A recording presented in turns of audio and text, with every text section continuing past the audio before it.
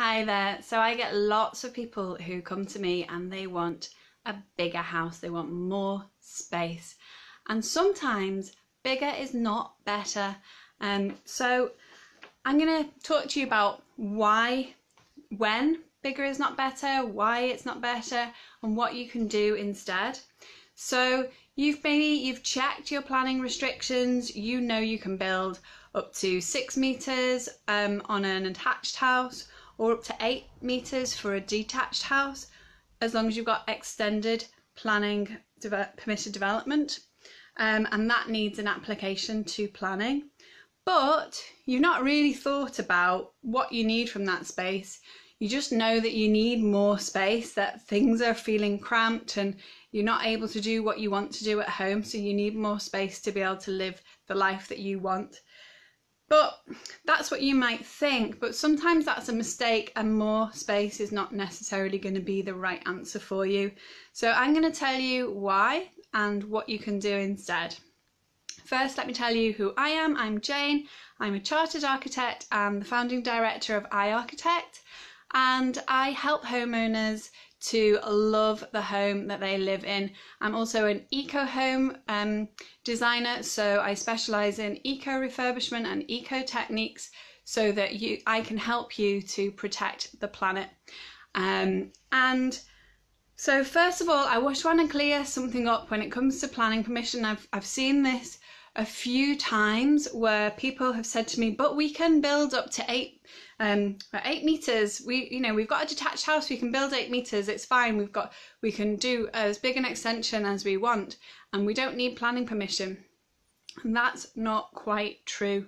So permitted development for an attached house, that means a house that's part of a terrace or that's part of a semi, you can only build up to 3 meters back without planning application. But you also have other restrictions like height that you still have to comply with, and there are other things that also may restrict your extension, such as shared drains going across the site and you would need to be building over, or it could just be that your home, the permitted development has been restricted by some local planning bylaw, or it could be that you're in a conservation area or a greenbelt area, or maybe you've got a really old home and it's actually listed. All of these things can restrict what you can actually do, and so this sort of idea that everybody's got blanket planning permission to extend back by 6 meters for an attached house or 8 meters for a detached house is not true, and I've seen lots of people make this mistake. It's not true. It's not automatically permitted development right for everybody, and you do have to make an application to get, that's called, so the standard permitted development is only 3 meters for an attached house and 4 meters for a detached house. And that is as long as you meet other requirements as well. And if you want to extend further than that, you do have to put in an application for extended permitted development.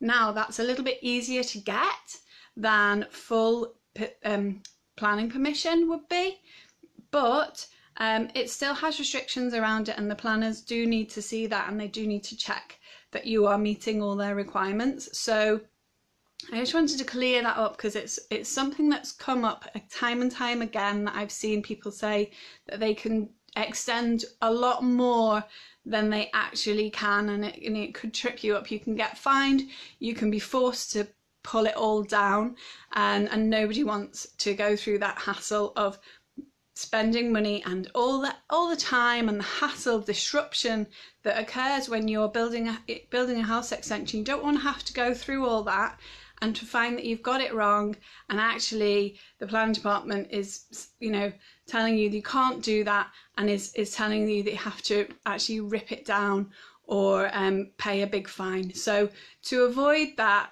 I would always recommend, before you build anything, even if you think that it's within permitted development rights, always give your planning department a call and check with them that what you want to do is within permitted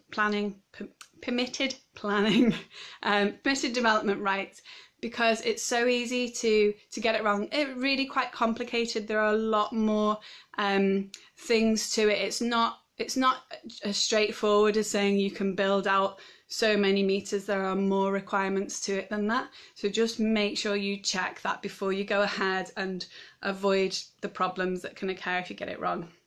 So now I've cleared that up, I wanted to talk with you about why bigger, just straightforward bigger, is not always better. So I'm gonna tell you why this is by way of giving you a story about a client of mine that I recently went to see. And so they're a young couple, lovely young couple. They've just bought a new house and they're planning to start a family. So as part of this move, they've bought themselves a lovely new big dining table because they really enjoy cooking and entertaining and playing board games with friends. But what they found in their previous home is that they were mostly spending their evenings sat in front of the television and having TV dinners on their lap, sat on the sofa. And the reason that they were doing that was because the dining table was just completely covered with bags and paperwork and all these bits and pieces that somehow find themselves onto, you know, a big flat surface. And they were finding there's far too much effort to clear that off so that they could sit around the table and have a meal together. And so they were just, you know, they got into this bad habit of having these TV dinners, which they didn't want. They wanted to be sitting together and having a chat, maybe having a bit of romantic meal, candlelight, and this, the problem was all this stuff on their table. So what they asked me for was, they asked me to design them a big extension so they could have a nice big dining room with a nice big dining table, and so that I thought that would solve the problem. But the thing was, the problem wasn't really the space that they had. The problem was the stuff on the table. So my suggestion, rather than tackle the dining space, was to tackle the issue of the bags and the paperwork and all the stuff that was actually getting onto the table, was to stop that getting there in the first place. So what I talked through with them was what they could do to make a bigger porch, create some drop zones so that on their way into the house they had a place to put down their keys, they had a place to put down the post, they had a place to put their bags away, coats away, laptop and all of that. They had places to put those things on their way into their house so that it was all put away easily. The key thing about all this stuff is it's really easy to do. If you want to change a habit, you need to make it easier to do the thing that you want to be doing, rather than the habit, because quite frankly we're all a bit lazy, and making a change in your life takes a lot more effort to do. And once you've made that change, maybe it is a little bit more difficult to do something in the way that you want to do it. But once you've made a change and created that good habit, then it's easier to carry on with it. But to create the new habit in the first place is a lot more difficult. And so what you have to do is put some steps in place to make it much easier to do the good habit that you want to do, and harder to do the more difficult habit. So creating drop zones, we talked about creating more storage, using the space underneath the stairs to create storage, having places, having a porch with more space, a space that you could sit down to take shoes off, take things off, hang coats, and then somewhere to put your bags away, all on the way into the house. And this means that, okay, they've got a lovely size new dining table, and they did need to have the ground floor reconfigured to make that space work better for them so that they could more easily entertain. They needed a bigger kitchen, it was far too small for them, and they wanted that connection between the kitchen and the dining so that when they were entertaining they could be cooking and they could be chatting with their friends out all at the same time. And that did need some reconfiguration of the space, but we could do that within the space that they already had without actually having to do an extension at all. And then we looked at an option where we could also add an extension and then create an extra little study space where all that paperwork could also be dealt with, and another seating space. It became more of a family room, better connection to the garden. So all of this could be done, but with a really actually quite a small extension instead. And so this is where you don't have to go bigger to tackle your problem of needing more space. It's more about thinking carefully about what the problem is. Now, what would have happened potentially if we made a big extension, had a huge dining table, but there was still nowhere to put the bags? The chances are that they would continue in the habit that they'd had. They would still be coming in, they'd still be putting stuff on the table, but with a bigger dining table, that mountain of stuff will get bigger and bigger, and it would become even more of an effort to clear the table, because the bigger the space, the more amount of stuff that you can put on it. And if you haven't solved the problem of where to put the stuff in the first place, you know, that old habit is just going to come back and you're just going to carry on with that. So that's why for them, just going bigger was not the answer. So instead, what you need to do is assess your problem. What was the problem? The problem in their case was they were cluttering up their dining table, and they needed to figure out a way to manage their stuff so that it didn't get cluttered. A better organisation system, I suppose. And so I would ask questions such as, what is it that frustrates you in your home? So what are the things on a daily basis that are really irritating, and that are the things that what would you really like to be doing, and what's stopping you from doing those things?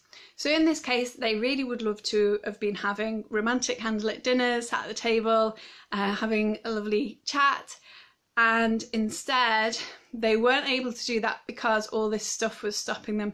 So the thing that we needed to tackle was the stuff that was cluttering up their dining table and preventing them from using the dining table. And then the other thing that they wanted to be able to do was to cook more, entertain more. So in order to do that, we did need to reconfigure the space and make the kitchen bigger and have a better connection with the dining space. But it didn't require an extension to do that. So there are lots of ways to skin a rabbit. I think that's the saying. You can do it loads of different ways, but the key thing is to really assess actually what is it that you want to do at home and what's stopping you from doing it. And it's not necessarily the answer is going to be more space. And the fact is that the more space you build, the more you've got to clean it, you've got more maintenance you've got to do, the more it's going to cost you to do the work in the first place. And all these things are, you know, if you've got the budget to do it, you've got the energy to do it, you've got the time and all these other resources, then that's great and that's fine. And you can, you know, go ahead, build as big as you want, build as big as you need. But the same time, if you are a little bit tight on your budget, or if you do want to make sure that you really are solving your daily frustrations, then just building big is not necessarily going to answer the problem, and it's not going to necessarily give you the solution that you need. You need to build more intelligently, and you need to build with a solutions orientated sort of, you need to really understand what the problem is and then really figure out how you can solve the problem, rather than just throwing space at it. Because it's just like money, you can throw stuff at anything, throw money at it, add space. That doesn't necessarily make you happy, it doesn't necessarily make your life any easier, and it doesn't necessarily make the space work any better for you.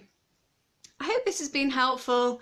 If you would like to hear some more of this kind of ideas, I've done a few projects lately over the last few years actually, where say we've actually some houses we've actually made them smaller rather than bigger, and to make them work much better.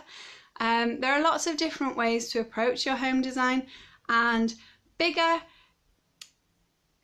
is the answer in many cases. And I'm not saying don't build bigger, but what I'm saying is build more intelligently, and get the space designed in a way that it is going to really suit your lifestyle and what you really need. Let me know if you want to hear any more of these sort of stories. I'll speak to you next Friday. Bye.